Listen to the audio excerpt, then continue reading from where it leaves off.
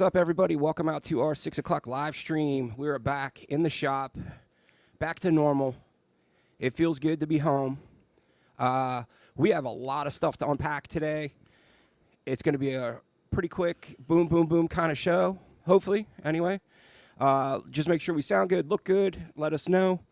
I got to say, I just came on in the chat, and I'm already like, holy crap, man. Chris, thank you for the $9.99 super chat, man. Thanks, Chris. And thanks for your comments on Facebook and Instagram, man. I appreciate that. Yeah, man. So we got some more people that have been hanging out on Instagram and Facebook as well. We're going to be doing, eventually, we're going to be live streaming to Instagram, and we're going to be doing Kik. Kik? Yeah, man. I didn't really know too much about Kik, but, dude, we're definitely going to be doing that. We'll talk about that later.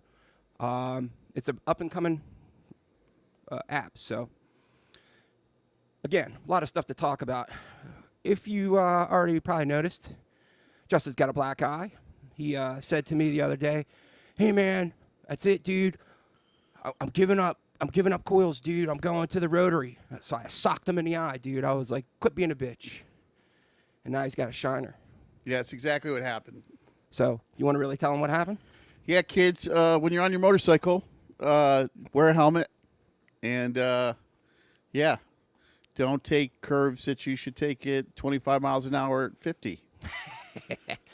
Well, you know, that's just common sense, man. Well, you actually, I think it was you that noticed my speedometer is frozen. Yes. I guess at the speed of impact. Yeah, so it stopped working when you hit. Yeah, like 48. Oops. But so today we're going to cover the New Jersey Inkfest, which Justin and Moderator Nicki went to. And then we're going to do a quick, review of some pictures from the Lady Luck Tattoo Expo. I'm not going to go a lot into detail about that because I have a bunch of videos that are coming out this week or next. I'll start releasing them this week. The first one's going to be with I Hate Jason Sweet, who has been popping off on Instagram and hitting some crazy numbers. And he's an interesting cat, man. He's been tattooing 25-ish years. Might be a little less, but he's picking up traction on Instagram for kind of calling it the way he sees it from an old school perspective. Interesting talk, let's just say that. And then I also interviewed the Northwest Tattoo Museum. Also interviewed, which I'm super stoked for you all to see this, Jesse Martinick. And we went into detail about his dad, his grandpa, even him with his upbringing.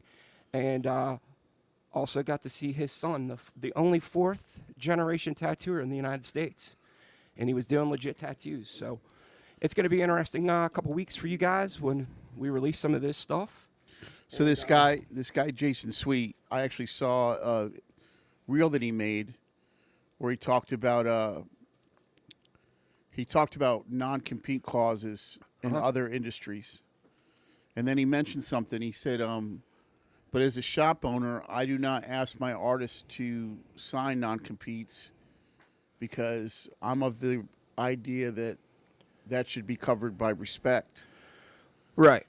And like. He wasn't like a prick about it. He wasn't like off-putting. He does a very good job of kind of calling it the way he sees it without really getting disrespectful. Yeah, just very. He's got a couple where he's a little disrespectful, but self-admittedly. So that'll be interesting, man. That'll be the first one that I'm going to release for you guys to watch. Just give us a quick double check, man, in chat. Let us know. Does it sound okay? Everything look cool? And then we're going to get rolling with this, man, because I'm really excited to do this. And I did a sheet of Pat Martinaic designs while Buck was at Lady Luck. And Jesse, his grandson, I guess really liked him. Yeah, man. He was like, hey, man, send it. And, send him a copy. And, he also really thought that your slogan that you have for the shop is awesome as well, because he has the whole "Keep Tattooing Toxic" tagline for all his stuff. And I don't see anybody in chat talking or moving, so I'm hoping. Okay, Steven Street just said sounds good. All right, man. let's get into the first piece. I actually took a bunch of footage that moderator Nicki filmed and Justin did the interviews for. We did our best to clean up the audio because unfortunately wasn't able to send them mics.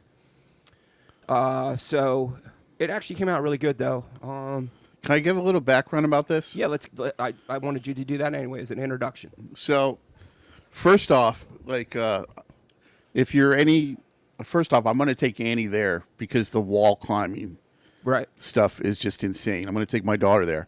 So I got to admit, I was a little cynical going in. I was like, this is just going to be a tattoo convention of a bunch of guys doing photorealistic work with Bishop machines, which isn't really my scene. No disrespect to anybody that's their thing. It's not really mine. And I'll tell you, man, by the end of the tattoo, I was like, this is the little convention that could, man. Good. I really I would like us to be involved there and to like kind of, I mean, Yeah. me and moderator Nicki, when we left, we were both like, you know, I was a little shitty coming here, and these guys turned me around. So it is an up and coming tattoo. It's the first one. And, you know, to be fair, I had a conversation with Baba. We were talking about you going, and you said that the crowd was thin. And Baba said to me that I think it was definitely him and Lyle Tuttle, but I think it was Tennessee Dave. They went to a tattoo convention down in Nashville, and it was the first one, and they hyped it up big time. He said for that 3-day weekend, only 30 people actually came into the tattoo convention, paid, and he tattooed 4 of them. He's like, it was super dead. But now, that convention is actually a poppin' convention. So it just takes time, man. I mean, when you first start out something like that, it takes a little bit to get some legs under it. So I have a brochure from the first Philadelphia Eddie convention, which is now the Philadelphia Tattoo Convention. Right. And I was showing it to Buck, and he looked at it, and he's like, wow, do you see what this says? What was it? Over 150? Yeah. Over 150 of the world's top artists. That's tiny. And that was like a boast. Like we're gonna have 150 tattooers in one place. Yeah. Now. It's like we got 150 tattooers in one row. Yeah. So I'm gonna do a quick video for you all to see. It's about 7 minutes. We'll stop it and talk about certain parts of it, so this way you can kind of. Is there a really handsome dude with a beard in that video? I was not there, but sure. Oh! Ouch! Just caught it. So I think my name's Justin. I'm not sure because I can't remember. I'm from Two Fat Guys in a Tattoo Shop podcast. I'm not the other fat guy. I am a fat guy, but not the other. I don't think he qualifies. This is Anthony. We came up to the New Jersey Inkfest today, and he's one of the organizers, and I just wanted to give him a chance to tell us what it was about. So I enjoy long walks on the beach. Currently in a situationship with chocolate, and sometimes I sleep. Are you a Scorpio? I don't know what that means. You definitely have Scorpio energy. Right. Yeah. No, but NJ Inkfest, we wanted to bring things that were a little different to the tattoo community. For instance, here we have a lot of local artists and vendors. Most tattoo conventions strictly just focus towards tattooists, which is great. That dude with the beard was there's serious. the whole art side to the tattoo lifestyle, which we really wanted to celebrate here, filling it with just as many art vendors as tattoo artists. We also wanted to give people a chance to meet some local celebrities. We have Bobby and Happy from Sons of Anarchy. They're doing meet and greets. Martin Jr. and David Bravo. They're awesome. They're So fun. we're going to pause this real quick. You guys didn't see the guys from Sons of Anarchy because they were charging $100 a head to see them or meet them, or? Well, I think that to get a photo it was 60, and Wow. yeah, I guess they got to pay for them somehow. Yeah. Dude, so you're getting a little taste of what it's like for me to do this, and I saw you. You seem like you're a little nervous here and there. Yeah. So what we did, and I figure this could be like the ongoing formula, is we walked up to booths, and we stood there, and I mean, since we were half the people at the convention, now there weren't a lot of people there, but. And if they like looked up and were like, "What's up?" We just started talking. Okay. And then that seemed to be a good way to go. But it is sort of nerve-wracking. Yeah, isn't it? Yeah. Yeah. And I can talk to anybody. And especially when you're trying to be relevant with your questions and stuff like that. You know, man, it could definitely be tough. You know, you're trying to, you know, think off the top of your head and be like, bam, bam, bam. And And he was being a wise guy because, yeah, you called him by the wrong name. yeah. Well, you know, that's No, because we were joking about the wrong name okay. first, and then I called him by the wrong name on purpose. All right. Well, let's get into the rest of this. So I don't know if you got to meet them yet, but they're really cool guys. Yeah, we wanted to just create an environment that people could understand us as artists, you know? Especially in Hillsborough, they've never seen anything like this. We actually made history. This is not a tattoo town. No, this is not. There's one tattoo shop, and they did not want us here at first. Right. You know, they were very adamant about not having us here at first, and then they warmed up to it once they seen, hey, listen, we just don't understand this, and that was part of what we wanted to do. We also wanted to branch to a whole bunch of people that never got to experience this type of lifestyle, which we did. You know, we got to bring in a whole bunch of faces to a convention that have never been to a convention, didn't know what a tattoo convention was. Absolutely. And you have another one coming up. Yes, Inktoberfest. Inktoberfest. And that'll be horror art tattoos, right? Yes. Horror Okay. art tattoos. So this is Steve from the New Jersey TATCon. Yes, absolutely. I'm Joey. Mike. Yes. Mike. Sorry, Francis. Yeah. Thank Thank you. you so much. Hi, I'm here with the immortal Chris Longo. Chris Longo. New Jersey tattoo royalty from way back in the day. Being old. He's being old. I've seen this guy judge more tattoo conventions than I can even think of it from the top of my head. And he's one of the most tattooed people I know. So, Chris, you want to say hi? How you doing? You know, I'm happy to be a part of the Two Fat Guys at the Tattoo Shop podcast. And just to say, hey, you know, I've been emceeing shows for a long, long time, and that became too much like work, so all I do now is judge the shows.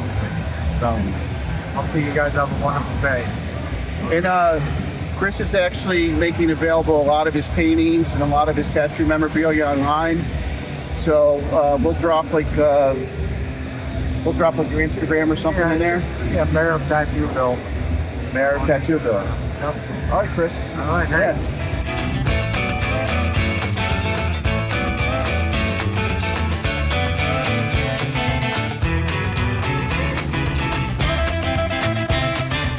Justin again, one of the fat guys from Two Fat Guys.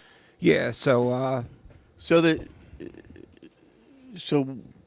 when we went to Asbury, yeah.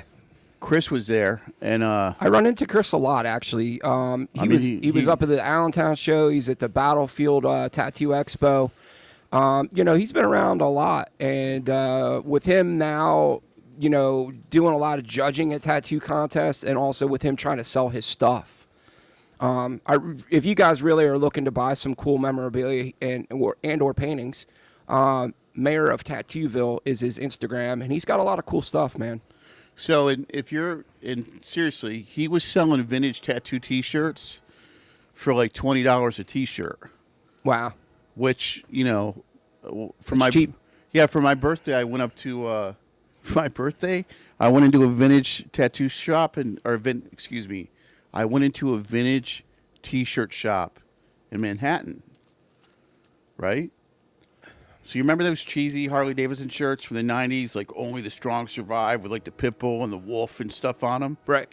How much you think them bad boys are going for? $75. $75, dude. $75. Yeah. It's amazing.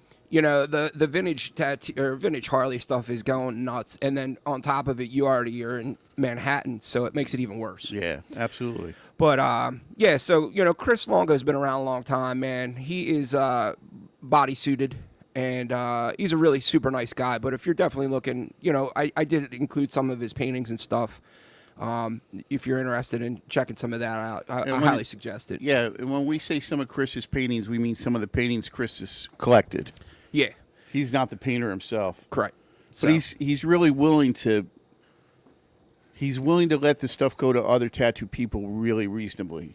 Right. It's really, I'm honored to be Cole and Christine, Shotzi Gorman's son and his wife. And really kind to us, talking to us. And you guys want to see? Yeah, you know what? Just remember who you met Justin Gorman. Just remember Shotzi. Just keep on telling the stories.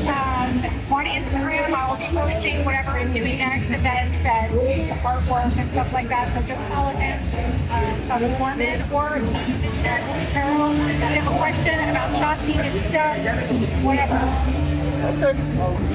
Okay. And Cole totally told me about the Winchester house, as I have to go there.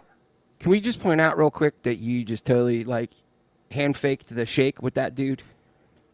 You kind of just did the whole with Shotzi Gorman's kid. It was my first. It was my first time.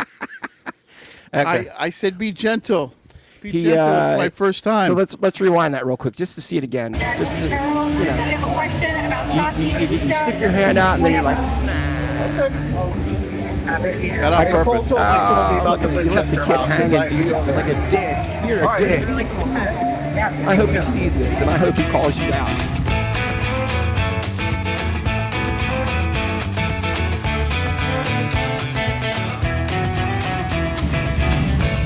Hi, I'm with Jess.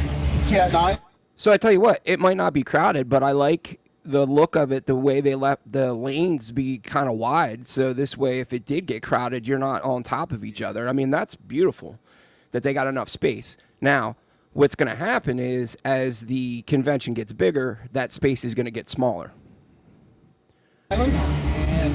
David, Danny. I'm with Danny from Magic Hobo in Brooklyn. And I just wanted to give them a chance to say hello and tell us about their art and what they do. So my name's Jess. I'm from Brooklyn, but I tattoo out in Staten Island at Born for Greatness. Mostly I like to do the color traditional, black and gray traditional. But I enjoy doing like fine line stuff and kind of all over the place. But mostly what I draw and what I paint for my flash is color traditional. And she has a lot of really, really beautiful original artwork for sale as well. Danny from Queens, a tattoo in Brooklyn at Magic Cobra Tattoo. I specialize in traditional and black and gray. That's pretty much it. All right, so it's a pleasure to meet you guys. Yeah, you too. If you want stickers, pins, anything, Absolutely. please take.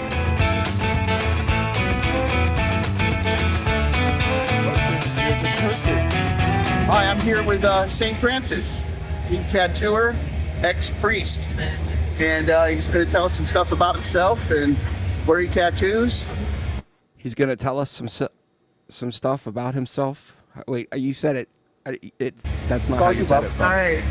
So I've been tattooing for about 5 years. I started in Mexico, and currently I'm working out of Philly. And my specialty is more realism. Ever since I was young, I always worked on drawing and oil painting, but it was always with portraits and more realistic bend. So I take tattooing like another medium. So Francis is the complete opposite of me, who just likes to do cartoony roses and sparrows. There's a place for that too. Yeah, absolutely. There's a place for that too. Yeah. So, pleasure to meet you. Yeah, nice to meet you too.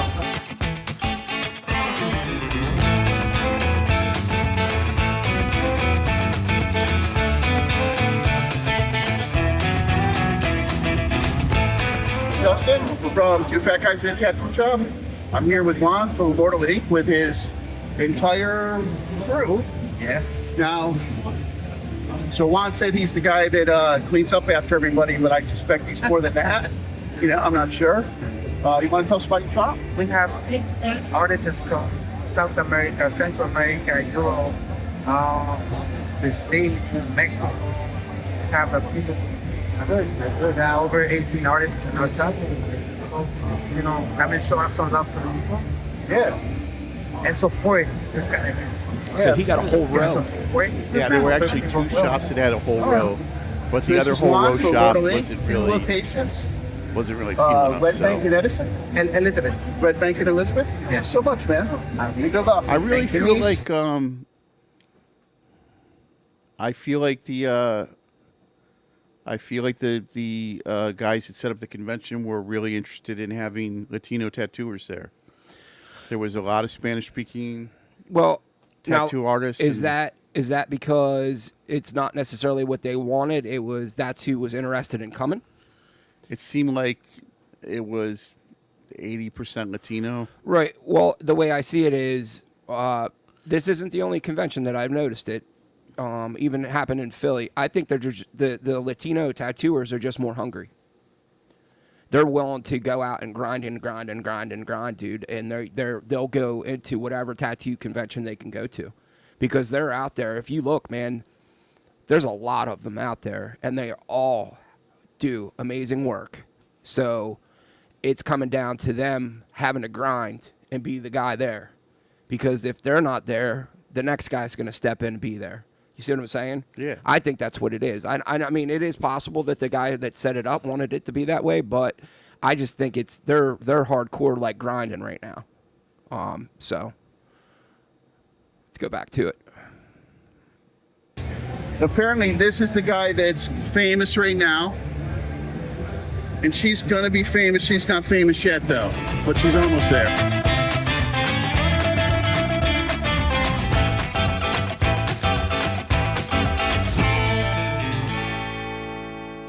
Dang.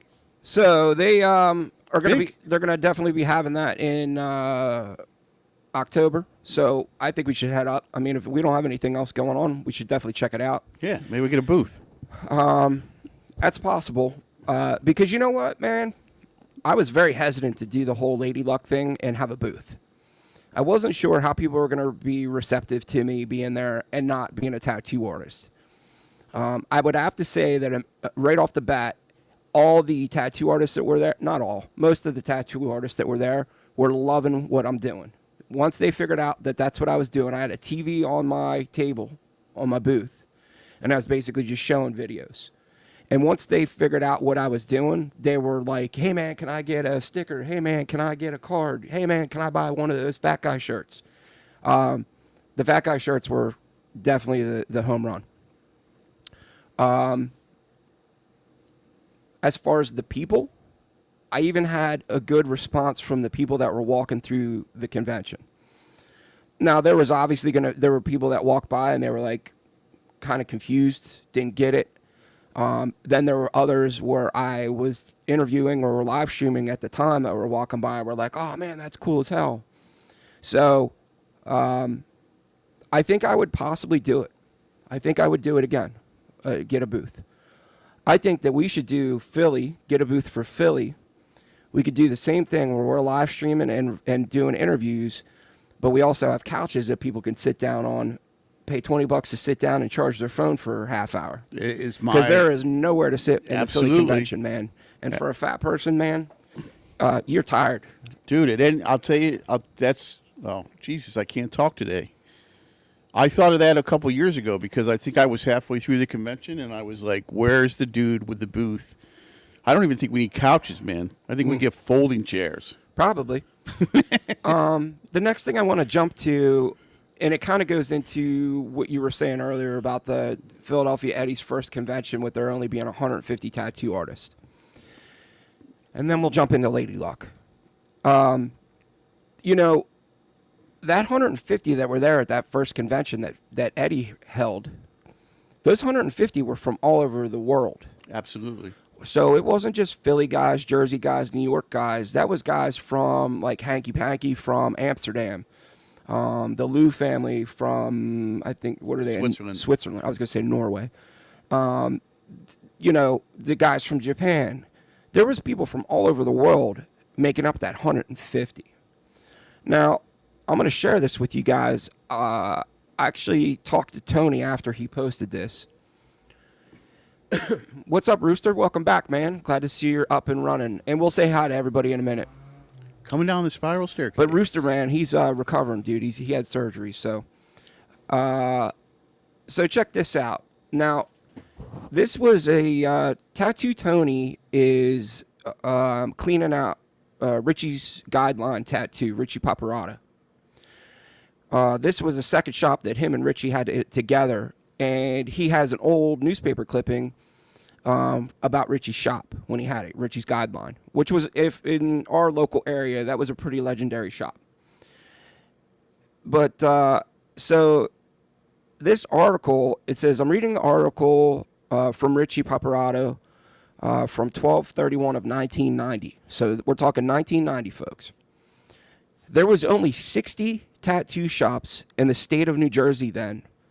How many shops are there now, 35 years later? Stay tuned. Some new New Jersey tattoo history coming soon for the Tattoo Museum of the Jersey Shore. So, hear me out on this one.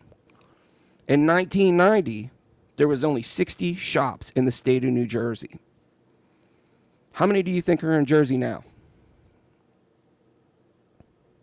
Conservatively, 3,500. That's way too many. Way too Really? many. Yeah. Right now in the state of New Jersey, there's like 600 and some change. Well, there's way more than that. That is not including, this is registered street shops. All right, so it's not including private studios. Correct. People, So yeah. God only knows what the number is if you want to include private studios and not really like registered as a business type places. Because, I mean, even here locally, we have, one or two that are, there's no signs on the shop. We know that it's a dude, it's a private studio, and he's doing his thing, but he doesn't advertise, he doesn't. So God only knows how many more of those there are. So there's 600. So I would say that because Jersey's really stringent with their laws. It's not an easy thing to open a tattoo shop in New Jersey because the health code makes it difficult. It's really pretty demanding.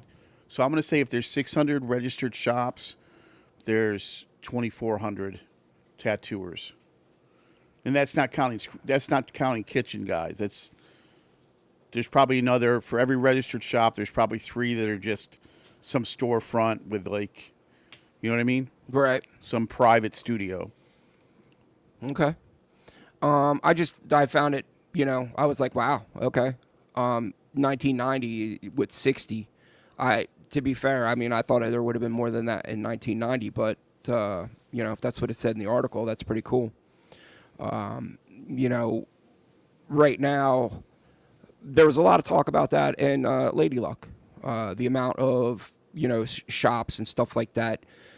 When I was talking to Jesse Martinick, he was talking about how his dad basically opened up the first shop in Reno.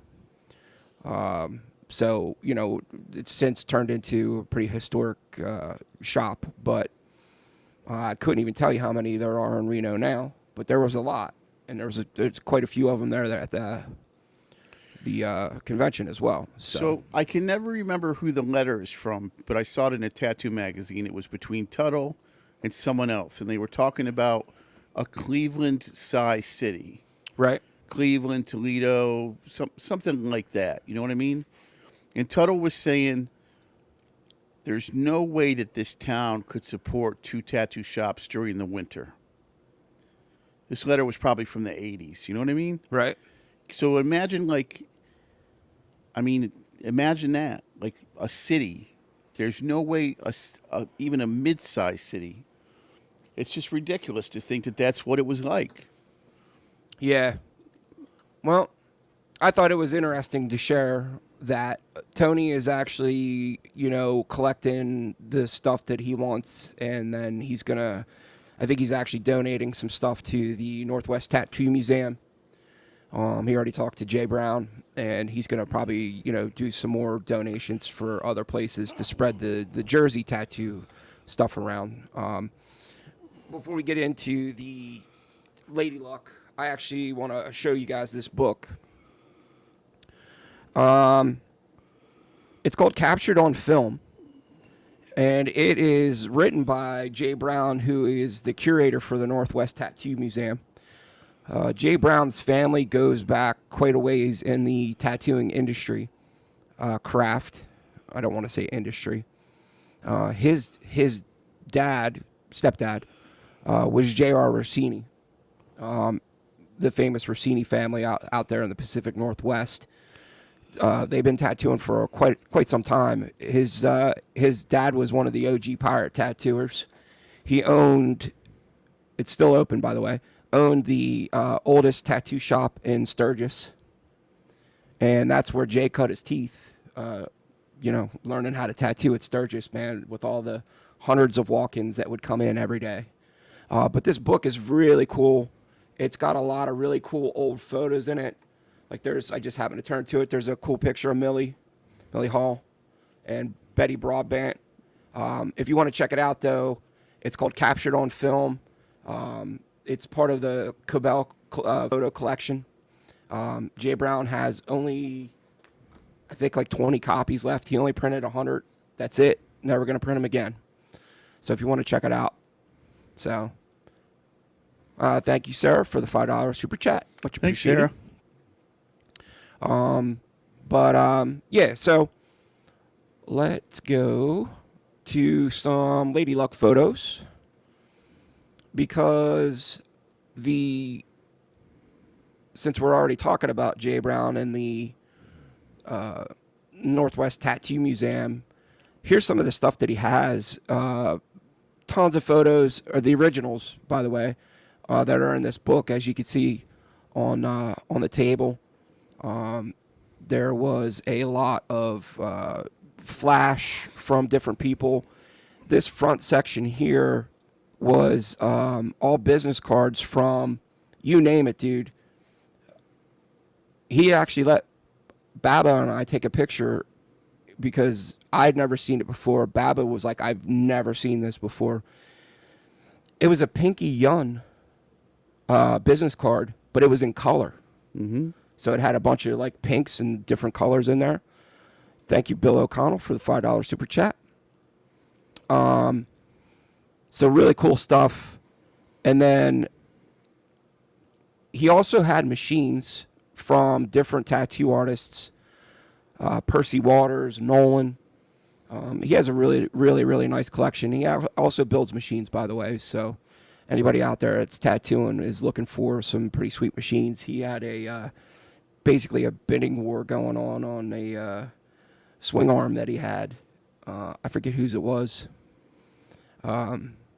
But yeah, man, so he had a really cool setup. He had a lot of stuff to set up, so I wound up helping him set up and breaking down. He's got the original Burt Grimm, what's it, the Battle Royale or whatever. It's the original print of it. Oh, the Battle on the Sun, the two eagles? Yeah. So, and then he also has a really cool, I think I have a better picture of this, but he has a really cool gravestone rubbing for Burt Grimm. And then, let me get out of this real quick. So yeah, there's a better picture of the Burt Grimm rubbing. And then just more pictures of the front of the booth. There you go, Duel and Son. Duel and Son. That was Tuttle's back. Yeah.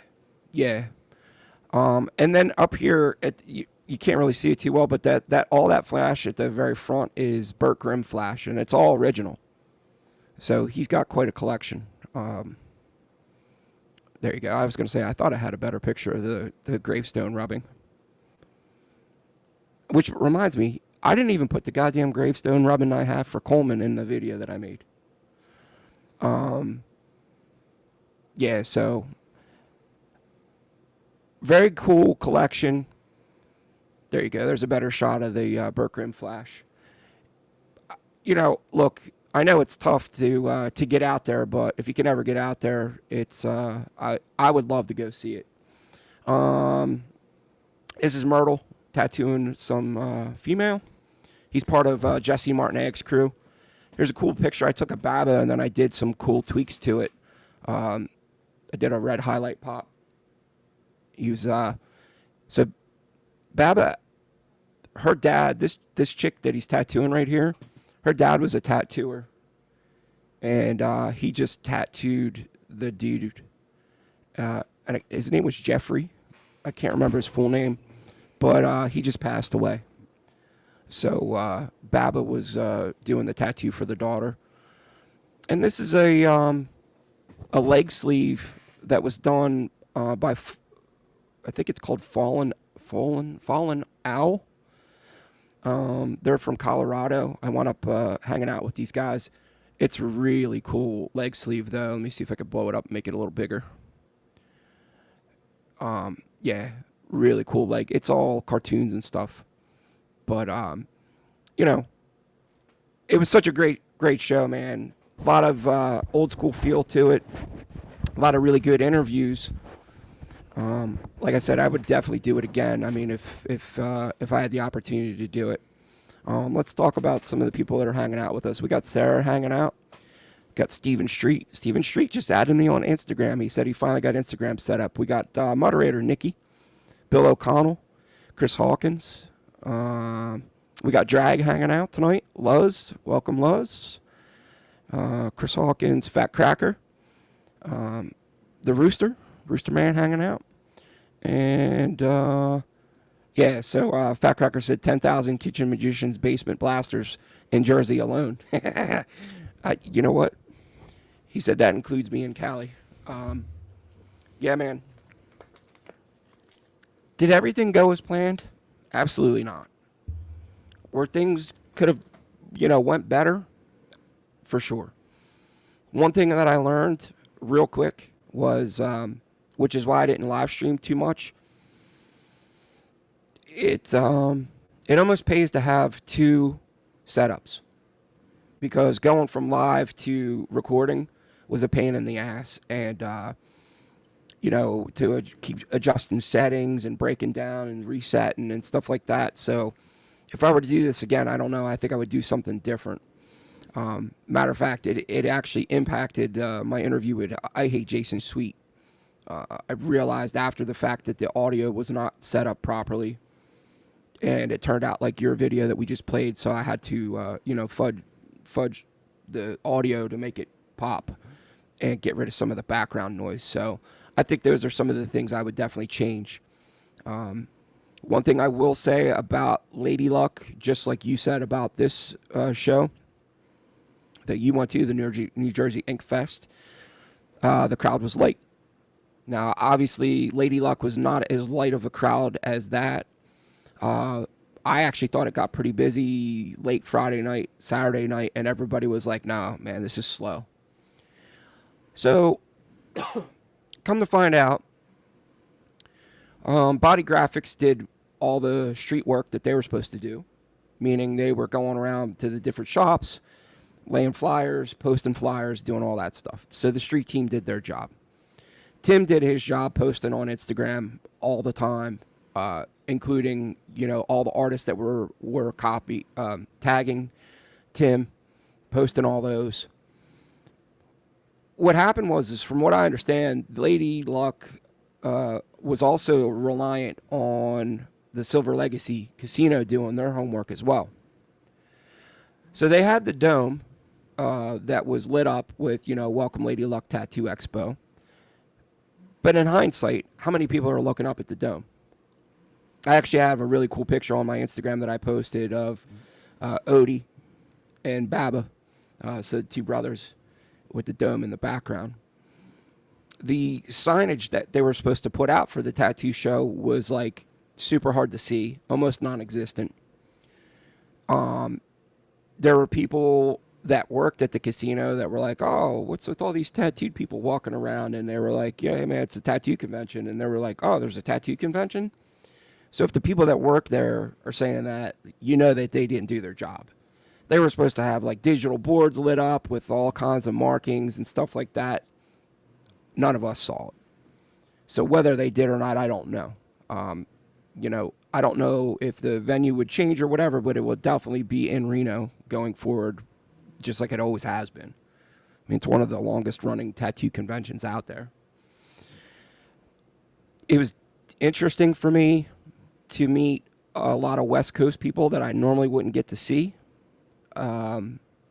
I really enjoyed it. I really enjoyed meeting a lot of new people. I got a lot of subscribers out of it, which is always awesome. It's a big plus, helps out the channel. And I've already got invites for other tattoo conventions to come and do the same thing. So we'll see what happens, man. It's a tough travel. So two good, funny travel stories, if you guys want to hear it, of course.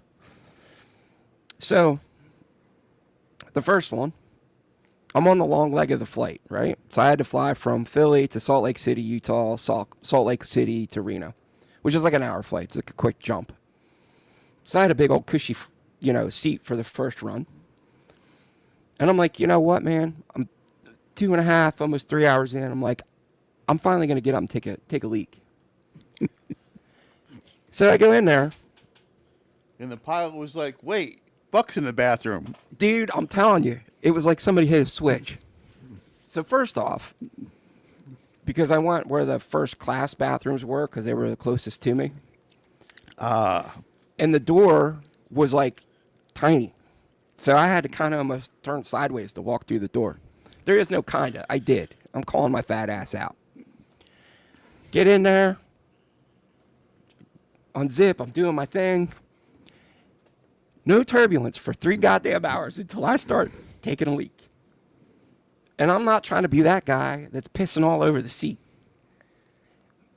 Needless to say, I had to bust out the toilet paper and do a wipe down. But we get Right off. on, man. Right on. Yeah, I'm not a scumbag. Man, I grew up, my mom and my sister, they would kill me if I did that. So it gets better. I'm in Salt Lake City. I get there. I'm waiting for my bags. It's taking a minute for the stuff to come down. And I go, you know what, man? There's a set of bathrooms right behind me. I'm going to go to the bathroom. Did you hit turbulence in that bathroom too? No. All I wanted to do was wash my hands. Because if you are touching everything in the airport, everything on the plane, you don't want to touch your face or your mouth or whatever because you're going to get sick. Mm-hmm. All I wanted to do was wash my hands. So I roll in there, head down, and I'm like, I don't think nothing of it. And I'm trying to get the sinks to work, and I'm like, oh, come on, man, what the hell? And I'm bebopping, trying to get one to go. I get one to go, and I start washing my hands, and I hear somebody come out of the stall, and I think it was some dude that would just drop the deuce.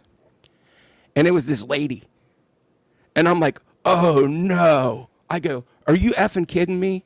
And she starts laughing, and I go, did I seriously just walk in the wrong bathroom? I did, dude. Because of the way the bathroom was, it was one door going in, and I guess you go to the left for men's, right to women's. And I wasn't paying attention. I thought it was out, like, you know what I mean? And I'm standing there washing my hands, and there's this chick, this old lady. Like, Was she hot? Negative, Ghost Rider. But let me tell you something. I'm already, I'm super embarrassed. I mean, I was probably bright red at this point. But she was cool. Yeah, she was super cool about it. But then I walk out of the bathroom, and there's this couple that's sitting on the bench, and they're facing the door, and they're both looking at me like with their mouth open, and I'm thinking to myself, well, in this day and age, you never know, right? So maybe they were just like, well, okay. But yeah, thank God she was cool, man, because I'm thinking to myself, oh my God, dude, I could have got arrested, would never made the show, and then I'd have to explain that why I didn't make the show. I'm like, this is just a nightmare, dude. But yeah, good times, man, good times. So I was when I dropped my bike, I was in the field, right? Yeah, matter of fact, Bill O'Connell just said, hey, Justin, glad you're okay from going down on your bike, man. You're right, always wear a helmet. I wasn't wearing a helmet. Dumbass. See, so there's a funny story for that, but There's not a funny story. no, really. So I never wore a helmet, ever. And this winter, I started wearing a helmet. And I said, you know what? I bet you the first time I go out without a helmet on, I'm going to drop. Now that I've jinxed myself by wearing this helmet. And guess what happened? It was 90 degrees out. I went out without my helmet on. But this is like a really weird thing. So I'm standing in the field. The bike's turned over. I got blood on my face. I'm trying to get the bike up. And this lady in an SUV, like, sees me. And I'm in a pretty nice area. Like, this isn't like, I'm not in the hood. And she just keeps driving. Pretends like she didn't even see you. And then a second lady keeps on driving. So later on, I say to my girlfriend, I'm like, do you believe that? And my girlfriend's like, yeah, I absolutely do believe that. And I was like, why? And so check this out, dude, because I would never have thought of this. She goes, in this day and age, it is a possibility that they pull up, get out to help you or to see if you're okay, And they got to worry about getting sued. and then a van pulls up behind them and throws them in the back of the van and drives away. Yeah, I mean, look. And like, I would never, because I'm a dude. I would never. What a shitty fucking world, dude. That's like, that's a possibility, Dude, women have to think like that. That's fucked up. So the last time I got hit, you know, I go down, and then the dude was trying to drive his truck over top of me. Right? Yeah. Jesus. He was like, I mean, I'm laying down, like I got my leg, I'm on my right leg, and I'm holding what I can of my bike up, and he's still trying to roll over top me, and I'm slamming my fist on his hood, and I'm like, dude, you're running me over. He's like, I'm trying to park, and I'm like, how about you back up first, dickhead? Is that the guy you almost? Yeah. So, needless to say, all the people that were sitting out on their porch ran in their porch. They went in their house because they saw this dude hit another guy on the bike, and I was wearing my cut because I was still in the club. But the dude continued to try to drive over top of me, and I pulled my piece. And, you know, at that point, I was like, hey, man, pull in that parking lot right there. Do not move, or you're done. And then the cops came, and they were like, he won't get out of the truck. Were you like, why? No, he was like, I think he's trying to tell us that you threatened him. And I said, I did. I go, he continued to try to drive over top of me. If you go check with the people across the street who ran in the house, I'm sure they would tell you that. Because it was blatant. But people just don't care. I think a lot of people have the not my neighborhood, not my thing, you know, bury my head in the sand attitude. And that's on every subject, man. And we're not going to get into politics and all that because we don't do that here. But that is the mentality of these days, where if it doesn't affect me, I don't want to have nothing to do with it. And you know what? She was right about that, because there are scumbags out there that could possibly do that.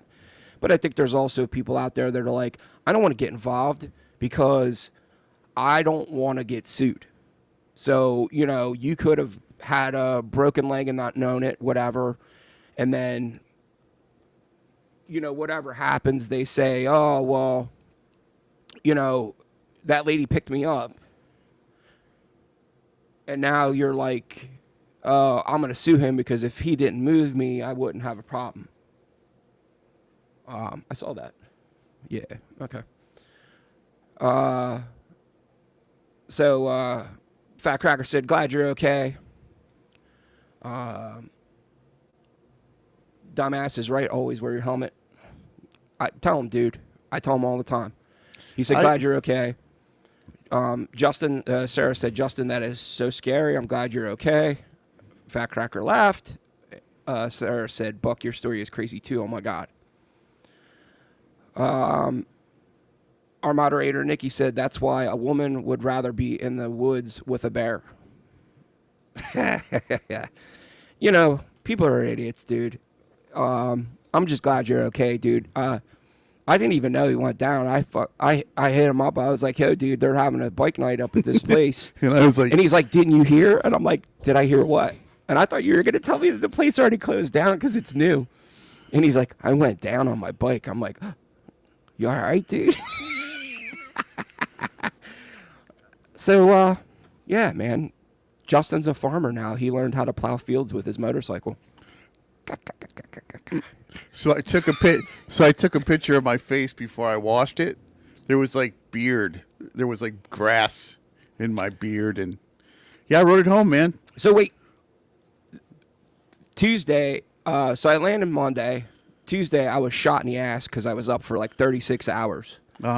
Because by the time the convention was over, we went out, did pirate dinner, and then I went back to my hotel room, packed, whatever, and then me and Odie like caught the shuttle together and went over to the airport, which I actually posted a video on Instagram. It was me, Odie, and two old ladies were like, that was it in the whole airport, because I didn't know the airport closed between midnight and 4 a.m.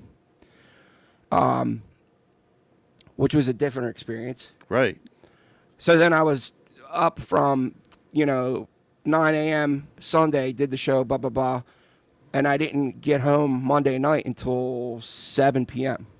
So I was like, all right, I'm going to take Tuesday off. So this is before Justin went down.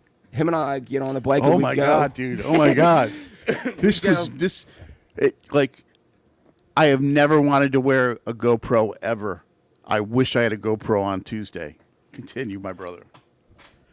So him and I are ripping down this road through the Jersey Pines. There's no cars anywhere. And there was a dead raccoon in the middle of the road. And I'm riding the left lane a little bit. He's riding the right. We're kind of almost side by side. But I see it coming, so I go, all right, well, I got to swerve just a little bit so I don't hit the dead thing and it pops, right? Because it was all puffed up. And Justin disappears out of my, eyesight, and I didn't think nothing of it.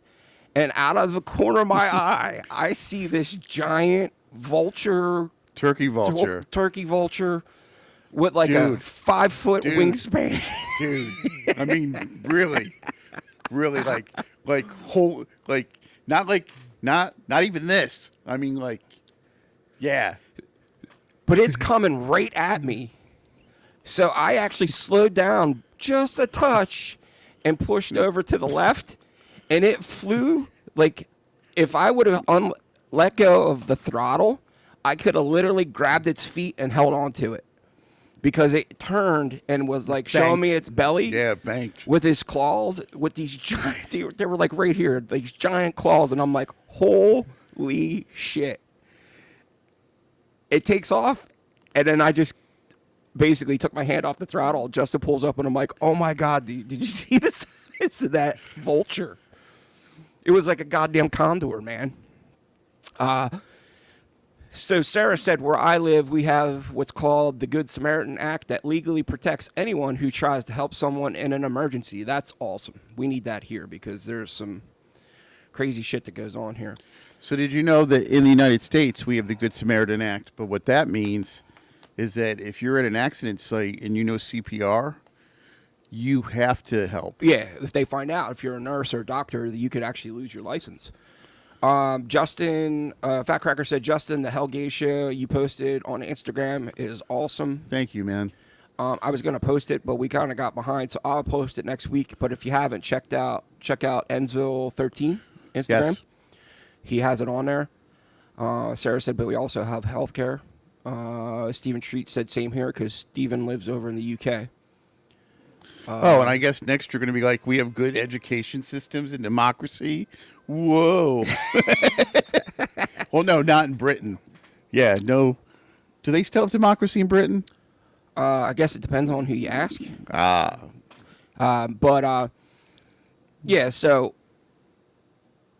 sometimes we talk about tattoos and other times we talk about some crazy adventures that we have. And I've had people actually say to me, hey, man, we dig when you kind of go off script and talk about other stuff sometimes. So there you go, man. Some cool stories to share with y'all. So the funny thing about the Hell Geisha painting, and I didn't go into this, I don't know if I went into this on Instagram.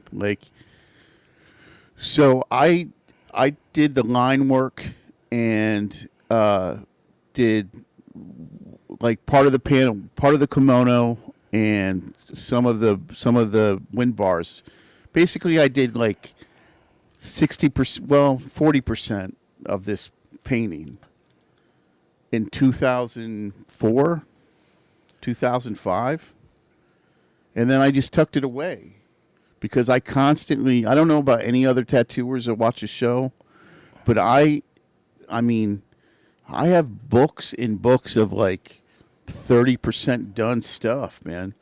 And the great thing is that even if it didn't turn out exactly as I wanted it to, I'm so happy that I finally Accomplished did it. Yeah. I'm just it looks really good, man. Next week I'll pop it on just in case anybody doesn't get to check it out on Instagram. Just like the Martinaic sheet. I'm so happy that I really love painting again. Yeah. That was the worst part of being a tattooer. I don't know, and probably when you were doing sound, when it becomes your job, right? When your passion becomes your job, something sort of gets Yeah, it loses the shine. taken away from it, right? Matter of fact, it's funny that you're saying that because one of my drummers from back in the day, he just sent me a reel today, like 10 minutes before the show started. He sent me a reel, and it was this guy, and he's like, yeah, I'm a sound guy. When you ask me to adjust and I go ahead and I make it look like I adjust that fader, I really didn't. That used to be our trick, man. When so as you get more in like professional, you don't have to mix monitors from front of house as much. The monitors are the little speakers on stage. Front of house is the big ones that everybody gets to hear. But when you're doing smaller shows, man, you got to do both from the same board. So sometimes it's tough. But the trick always used to be, because they can't see over the board, and they'd be like, hey, man, can I get more guitar in the monitor? And I would just go like this and be like, and they'd be like, yeah, perfect. I didn't touch nothing. Right. Or I would be on a channel that wasn't even being used, and I'd be like, oh, yeah. And they'd, yeah, that's great, dude, that's great. And you're like, yeah, asshole. Same thing. Could you move this tattoo? Could you move this stencil? And I swear, man, I swear, I take it off and put it on in the exact the same spot. Me and Yoda, the exact same spot. And people are like, Jar Jar Binks. dude, it looks so good now.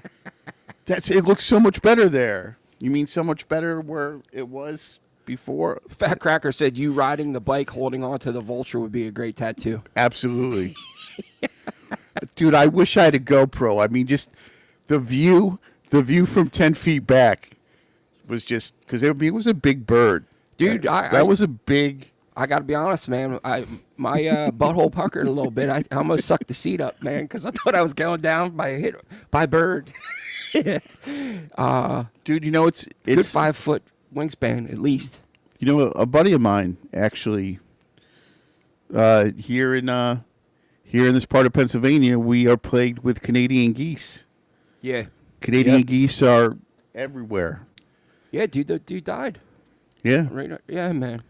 So somewhere in Croydon, Pennsylvania, there's a goose with like a teardrop tattoo. Yeah, being all gangster.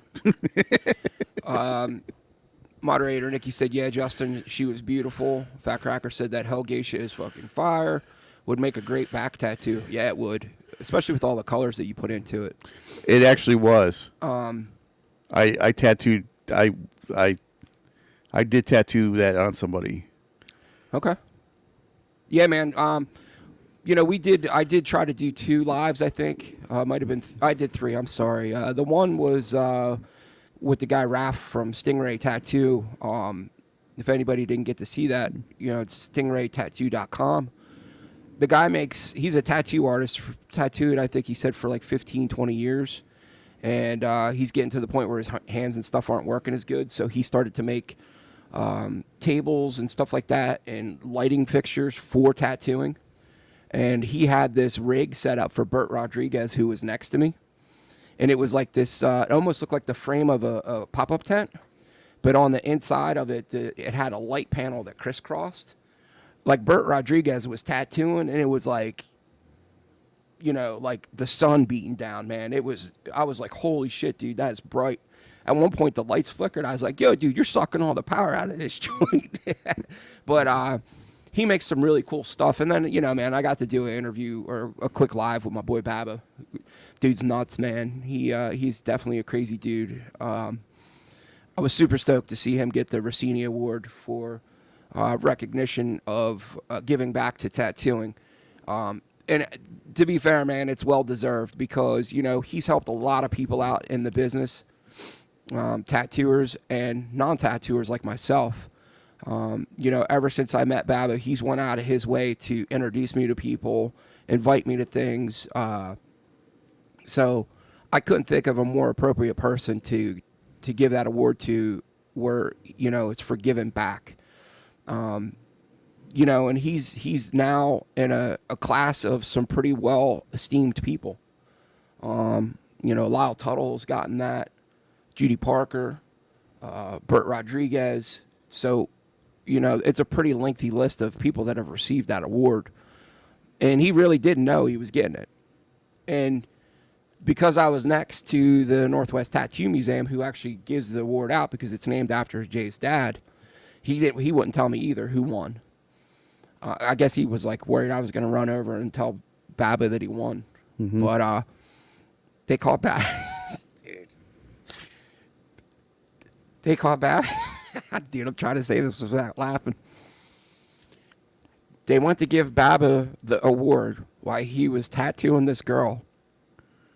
Now, everybody and their brother stopped what they were doing to walk over to the booth. So Baba doesn't know what's going on. He's just heads down tattooing on this really, really, really, really big girl who had half of her butt hanging out, and she had a W on each ass cheek that he wrote on her ass cheeks with a marker. And I'm sitting across from Baba. And they were like, "Hey, man," and all I saw was him kind of like look up. Oh my God, it's so wrong. And yeah, he was super surprised. He was super stoked to get that. And yeah, so I tattooed a lady one time, and she said, "I want the name Shabazz on my butt. I want SHAB on one cheek and ZZ on the other."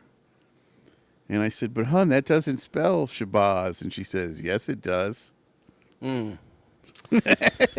Nasty. Anyway, Nasty.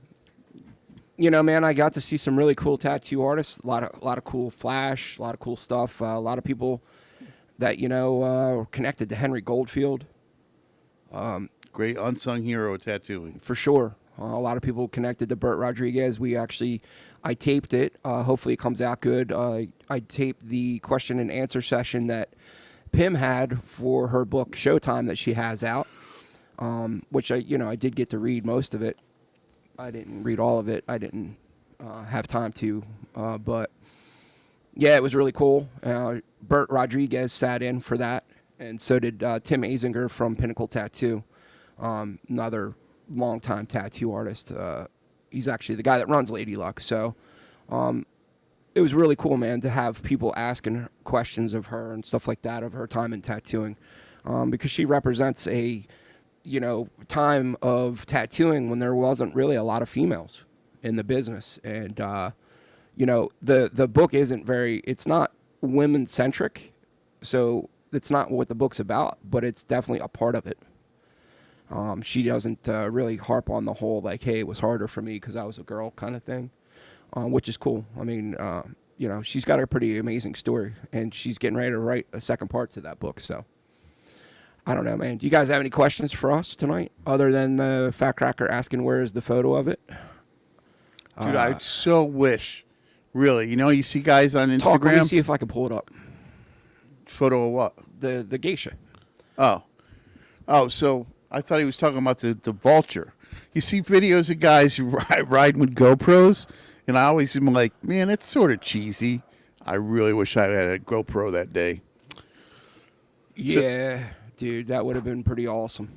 So this is actually based heavily on the Hellgeisha portrait or Hellgeisha tattoo done by Horiyoshi III in the 100 Demons book. And what the story with the Hellgeisha is she was a daughter of a samurai who got into debt with the local syndicate, and he sold her into the brothels to pay the debt. But because she had been raised, not necessarily royalty, but raised aristocratically, she became really well known for wearing kimonos that depicted just scenes of absolute torment. And that was like, she was the Hellgeisha. Right. I think it's... I can bring it up, but it's not turned the right way. It's and I can't. Yeah, I can't figure out how to turn it, so we're just gonna have to wing it. At least she could see it. I'll bring it up, make it nice and big. All right. So there's the picture of it. Ah. So we got the Oni pulling the tongue out. We got the Yama, the Judge of the Dead, and Oni throwing souls into a boiling pot. Fun stuff. That would be a really sweet back tattoo, man, especially with all the color pops. I mean, that's a lot of sittings right there, but... So what happened was I tattooed that on a woman named Casey. Mm-hmm. And so back then I was really ambitious, and I was like, well, I'm gonna do a full watercolor painting before I start the tattoo. And then things got busy, so I actually did the tattoo about 22 years before I finished the painting. Well, hey, man, it's out there now in the universe. So, if you want a really good picture of it, go to Justin's Instagram, Endsville13. I actually married her and her husband. Did you? Yeah, I performed the marriage in the tattoo shop. Nice. I want to thank you all for hanging out with us tonight. It was a pleasure. And Sarah just said, wow, Justin, that is stunning. Thanks, Sarah. We try to do what we can to do recaps of conventions and stuff like that we go to. So hopefully we kept it interesting enough for you all. And, I want you all to have a safe, happy week. And we will catch you next week. Thanks for stopping out. Stay safe.